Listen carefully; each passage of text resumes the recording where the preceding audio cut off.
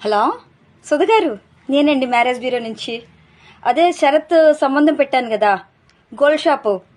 ఒక్కడే అబ్బాయి, 5 crores property. BTech complete చేశాడు. ఆడపడుచులు లేరు, అత్తగారు కూడా ఈ మధ్య చనిపోయారు. అవునండి, ఆ అబ్బాయి గురించే. ఏం చెప్పమంటారు? మీ గురించి విషయాలని చెప్పానండి.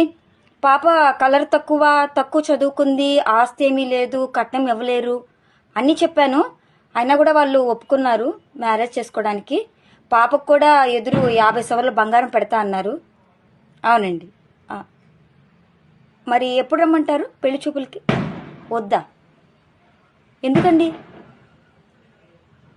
స్విగ్గీ జొమాటో సర్వీసులు ఆ ఊరికి లేవా? లేకపోతే ఏమండి?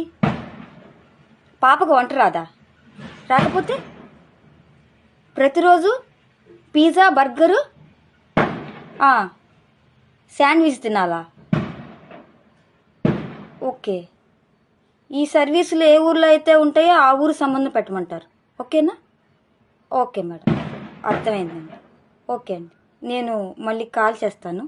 Thank you madam.